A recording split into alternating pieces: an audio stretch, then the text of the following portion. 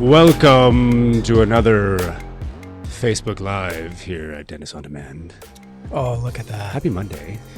Happy Monday to y'all. Happy Monday. Hope everyone had a wonderful weekend. How loud am I? Am I loud enough? I don't know. Too loud? I think our music might be, though. It's okay. We want to get everybody just jacked up. Don't want to say anything too... Monday. There's my camera here, right? Am I looking in the right spot? Straight down the gut. Right down the barrel. Hope everyone had a great weekend. That one. This I'm like, I'm going to look right down that one. That one. This one. Hope everyone had a great weekend. Obviously, our thoughts and prayers are with everyone that's been affected by these horrible floods and all the deluge that's been happening around this province. So hopefully you're staying safe. And if you can donate to the Red Cross and help out our friends and family and relatives and everyone in British Columbia, please do so. Ryan Reynolds gave a shout out there, I believe, on the weekend. Yeah, that's right. He got awarded some Governor General Canadian award. It was emotional. It was a little bit emotional. It was a cool scene. But the deal is right now, too, if you donate, the federal government's going to chip in, match it, and so is the provincial government. So go to theredcross.com. Your $1 equals $3. Equals $3. So before we jump in today, I also want to talk a little bit. As you've noticed, I've continued to grow my lovely handlebar mustache. Obviously, in efforts to raise awareness for Movember. As Movember winds to a close, I want to sort of circle back and retouch that I am growing this lovely handlebar mustache for this cause for Movember. So please go to Movember.com. Want to pull me up there? There it is. That's right on my very own phone. So this is Movember.com. It's very simple. You can go right into the site, Movember.com. You can donate. You can sign up right away. You can see the donate button right at the top there. To raise awareness for prostate cancer. All the wonderful people, doctors, laboratory people, scholars, all the rest of the people that are out there doing all this marvelous work to help, curb prostate cancer and do our best. Cancer again being one of the areas that we like to contribute to. We do donate funds. We do the Ride for Cancer every year. It's a big part of our charitable chapter of Dentist On Demand. Cancer is a big thing that we like to donate a lot of money towards. And prostate cancer is certainly no exception to that. So Movember.com. Here we are in the last few days of November. I might just grow this into December because I'm starting to like it. Hang on a second. I think this is important. Just bear with me here. We've got a new monitor now. It's right behind the cameras there, and it's super fun to look at. Well, super distracting. What I wanted to do here is really get in tight to that disgusting mustache. Look at that thing. I'm going to hide behind my mic. So I know you can't see it, but I've got a November man. Get up there. Mustache the people need to see this. It's for a good cause. You know what it does? It reveals my age. It shows that I'm middle aged because I'm half white. Tyler's mustache. Anyways, that's nasty. It's fine. It's good. It's just I don't do facial hair well. I just don't. I don't know, man. You're doing that's happening pretty well across your face there. It's flowing. It's patchy. It needs to all be one color. It's like my hair. It's got that salt and pepper. Not my hair. My hair doesn't know what it's doing. Most days. People dig the salt and pepper thing. From this side, we got to thank George Clooney for that. Thanks, George. Yeah, thank you, George. I've always been a big George Clooney fan just because of that. Of his pepperness. I started getting gray hair in my salt and pepperness. I'm like, oh, there's George Clooney. There's hope. But he has it. He has gray hair, so I can have gray hair. Okay, so let's jump in. I know we want to keep this one concise today because Mark is a busy dude. I am. You're a very busy guy. So getting back to our nine pillars of dental marketing here at Dentist On Demand. Today we're talking about patient traffic. Patient traffic. So what is traffic? It's not where you're out in the streets at the red light waiting to get to, Don't touch your phone. Wait until you're getting to the grocery store. This is now, we should probably recap on everything we've talked about in the past year. So on the first stage, we've talked about SEO and your website. That's where the traffic's coming. Right? Or going. Well, if we're a third party, we're watching, that's where the traffic's going. They're going. If it's your site, that's where they're coming. They're coming to your site. I appreciate your correctiveness. Such a Stickler for grammar. It's okay. eh? It's okay. Because like if I'm looking at the wrong camera. No, I'm looking at the right camera. Go on. yeah, see, I help you out with where to look. You help me out with spelling and grammar. I help you It's a write. good team. I help you with the written word. You help Yes. me With the visuals. Dress myself. Yeah. Carry on. Okay, traffic. Okay. So essentially, you want to get high quality traffic. And what is high quality traffic? Traffic that has intent to buy your product, come to your service because they saw your advertisement, and it was the right person that saw the advertisement through curation, and it completes the cycle. So there's good traffic and there's bad traffic. So I refer to it as warm traffic and cold traffic. no. Right? So all Yeah. these things we're doing Yeah. with content and your website and SEO and all that stuff, sorry to jump in, Mark, but all these different, and I'm just sort of drawing the parallel, is that from my years of running a business and getting cold leads to be warm leads, this is really kind of the same thing, is that you're getting cold leads, people who have no idea what they're looking for, and converting them into warm leads. I hate using the word leads when it comes to patients. It's patients, right? So you're finding someone who is unaware of your services, a potential patient, also known as a cold lead in the business world, as we know. And then you're sort of moving them into that warm lead bracket where now they know a little bit about you. And then that traffic, like you said at the beginning, is to make it high quality traffic that's looking at your content. Correct. Yeah. Whoa. We didn't want to see. That's my phone. Oh, good thing you didn't have anything bad up there. I'm going to unplug it right now. That would have been bad. What do you mean? That would have it's unplugged attracted the wrong traffic. That's right. That's not the traffic we're going for. See where I here. did? See what I did there? You're implying that I have So- something bad on my phone. Come on. Yeah. Oh, jeez. I So erased it hours ago. there is also a thing called the tire kicker. Okay. So there's just the curious eye that has absolutely no content, no intent to buy into your service or product. They stumble on your They just go, content. "Oh, this is pretty neat. I want to check this out." I And heard they- about these clear liners. What is this all about? Yeah. So, but Tyler's right. They might be somebody in the future that will buy into your product. So that, But they'll circle back. You can retarget them too. yeah. You know, So some of your traffic is long term, so, whether or not that patient has a need to go see the dentist right away versus somebody that, you're catching at the right time. is actively looking for a particular service that you offer. Exactly. So, if that draws sort of a conclusion on that whole thought, right? So, and now there's paid traffic versus organic traffic. And Ooh, this is where it gets interesting for me. so Tyler and I went into this today. So we do a lot on social media, right? It's part of our brand. It's important. The people that follow you over a longer period of time. A lot of them are friends and family, which is great. It's nice to get the support for your business there. But the potential buyers that follow you, they become even more hot leads over seeing your content on over a period of time. So it's like organic traffic it's not all bad. A lot of it is, growing that patient's trust in you and your brand and what you're offering. So hence the reason why it's important to have organic traffic too.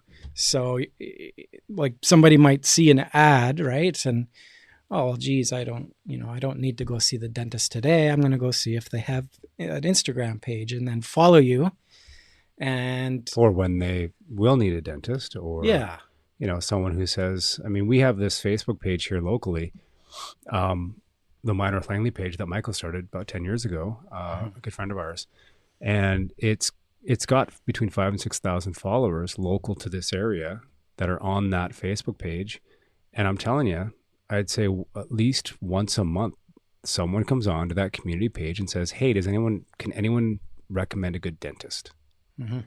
So that tells us that there's number one, there's people looking for a dentist. They're looking for peer reviews from people in their community to say, "Hey, someone give me a couple ideas on a good dentist."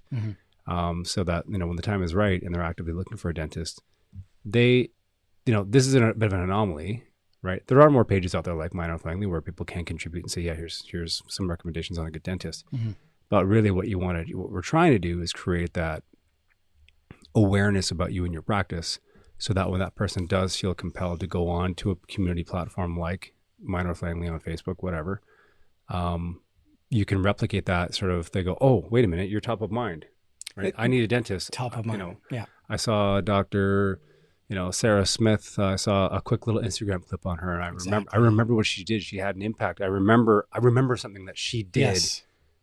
And now I'm having a toothache, or I might want to get braces or Invisalign or whatever it is. And I cannot stress, I can't stress how important that type of lead is. So it's not only, you're driving that lead through your content, but you're creating a recommendation based on that. So you have a trusted friend or family member now saying, oh yeah, I saw that flyer, or I saw that, that post on Instagram. She or he looks like that would be a great place to go and take my family to get my, to take care of my oral health. Something about the message you put out there resonated with that patient to stick in their brain. So, and it might not be the first thing you put out there too, right? You might be putting something out every week, and it might be the 5th or 6th time that patient sees you and goes, oh, I remember this person. Right. And also too, so with that being said, we get a lot of people that want results immediately, right? So who doesn't? I do. Yes. So in the long-term game, when you have, I want it now. Yeah, now. I want this phone, and I want it now. And I went to buy this phone. I'm like, what do you mean I can't have this phone now? Yeah. What do you mean? So I got to wait a day and a half for shipping? No, I had to wait 2 weeks for this thing, and I was like, I was That's mad. Tough. Yeah, that's tough. Because I went into the store expecting to walk out with a phone. I wanted it now, and I had to. Right. Yeah. Right. And I had to talk myself down and go, hold on a sec, you're a grown man. Yes. But yeah, it's a now. But essentially, now we've got our creation, our content, everything in line. We've got our website and our SEO. So now we're managing our long-term traffic. So, and cultivating. Yes. We're farming. We're farming now. We're throwing the seeds out into the pasture. Yes. That's a terrible analogy. What the heck?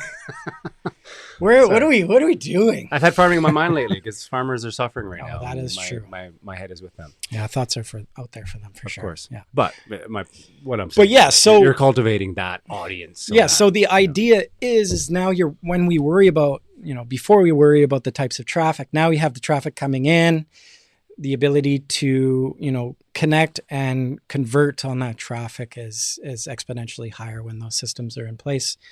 And, in terms of types of traffic, there's paid for traffic, there's the organic traffic, and they can come from anywhere. So, word of mouth, that's traffic. Social media, that's traffic. Google, that's traffic, so how much? So here's my question for you, Mark. Is that so we talk about paid traffic, we talk about organic traffic. Is organic traffic not just a lot more labor intensive? Okay. So here's the thing with organic traffic. It's like I was mentioning before, it's important. So you want to have a stable of people that follow your business. They might not be buying from you right away, but it's long-term eyeballs. So there are people that follow you regularly and can speak to what you're doing, and that's powerful. It's top of mind, and top of mind is very underrated. It's very hard to track because top of mind might turn into a conversation that turns into a conversation that 3 tiers down the road that somebody's buying. It's you want to be, especially in a community or in an industry, that's where organic traffic is the most powerful. B2B. Yeah. So, if you have a hygienist or a CDA, I think we touched on this last week. So if you have a CDA or dental staff that's following you, you look like an inviting place to be. Yeah. Right. And maybe a place that other clinicians aspire to get to, or a place for your education, right? So it's building your brand. That's organic. So paid, so if you want to pay big bucks, you get results right away. the idea is you want to drive down that cost per patient to bring that new patient in. So that's a bit of a science. It's a bit of tweaking. And I say a bit of tweaking is a lot of tweaking. So there's a lot of different variables that go into, posting a boosted social media post or Google ad. It's a science. So you have to put in the right demographics that you're looking for the specific procedure that you're hoping to, attract. So, to get a conversion on that level, a lot of things have to be going right. Unless, if you got a budget for it, $350, that's the average for a new patient. I try to look at it from, what if I'm Google? Yeah. I look at it from, what if I'm a major search engine and I've got, 1 billion people wanting to advertise on my search engine, which is the biggest and the best. That's why Google is so expensive. It's instant intent, right? Like when somebody is searching out something on Google, it's because they have interest in it. Whereas traffic from social media is it knows you based on what the advertiser is put into, right, into the variables, and it's product placement at that point. So it's saying, Tyler, you meet the criteria that this poster is looking for. Here you go. How's this bit of information? Are you interested?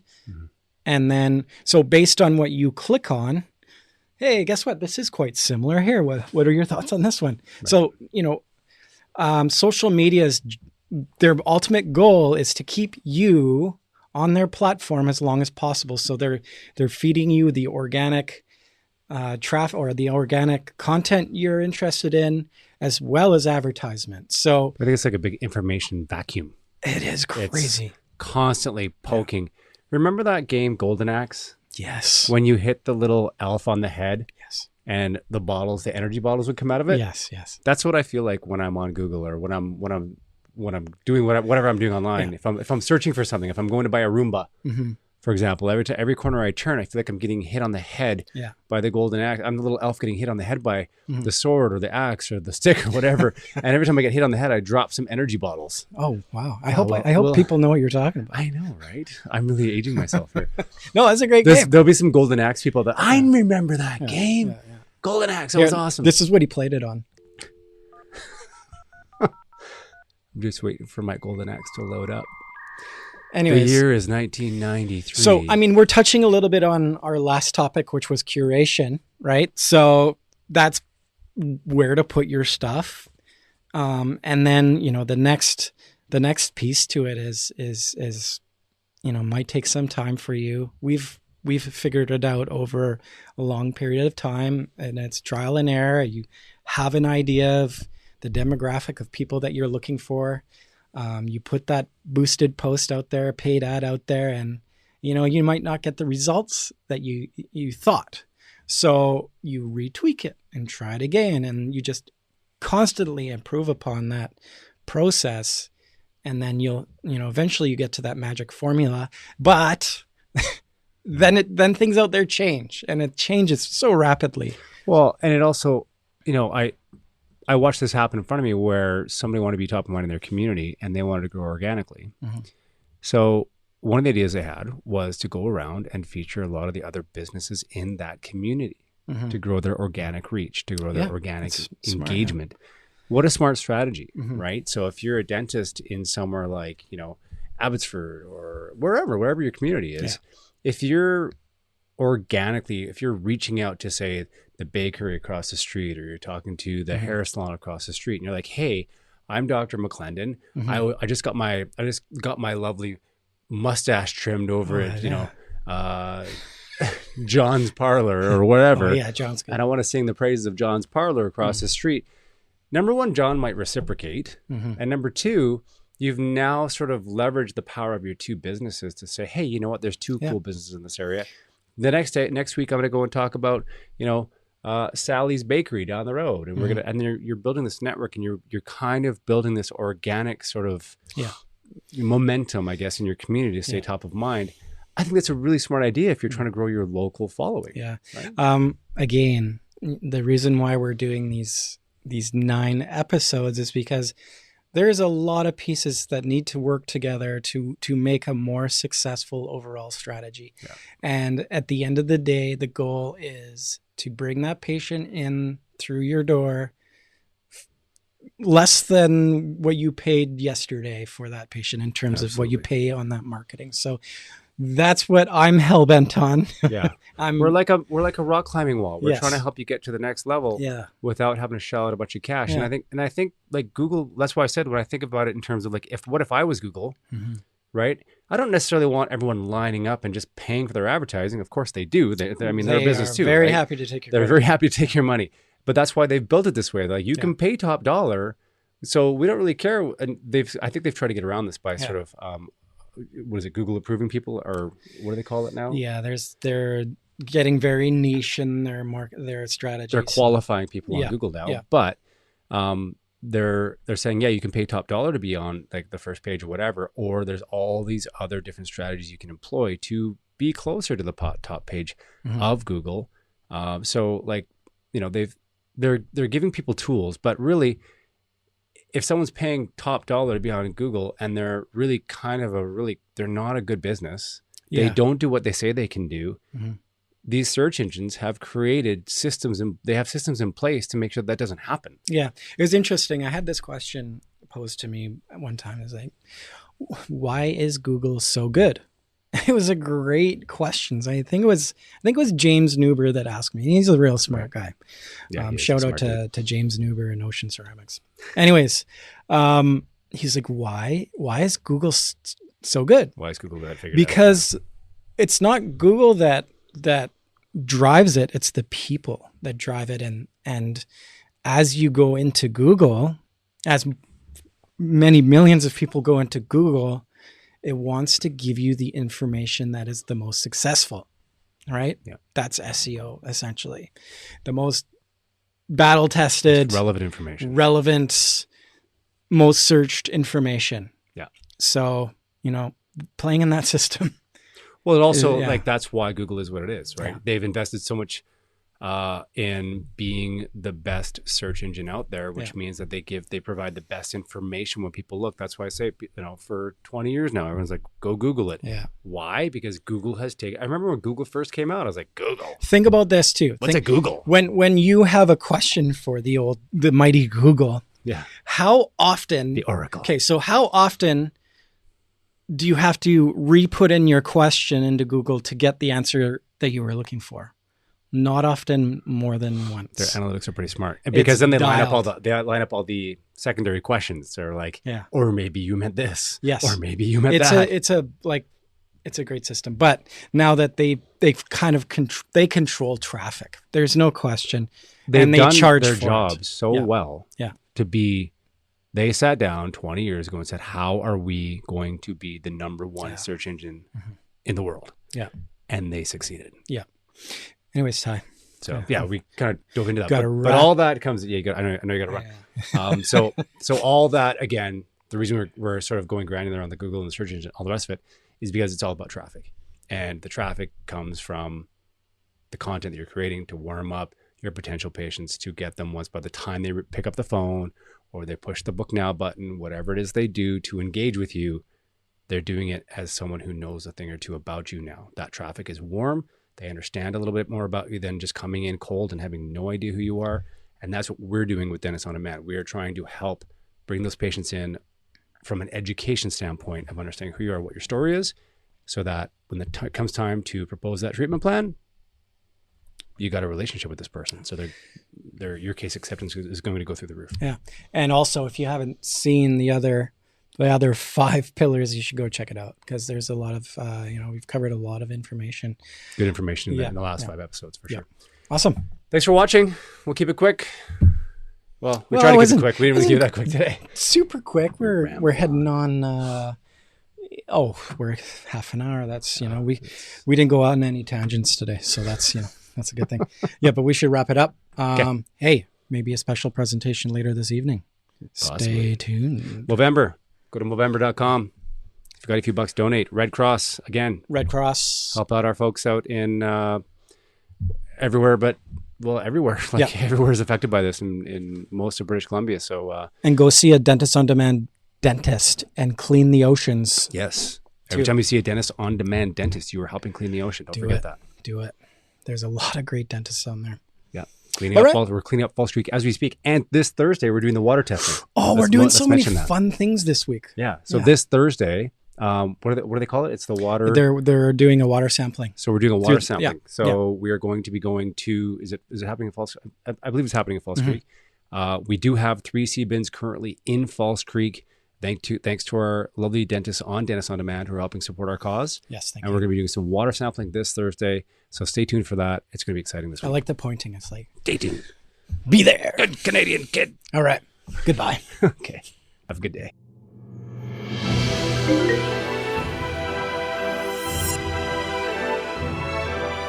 Thank you.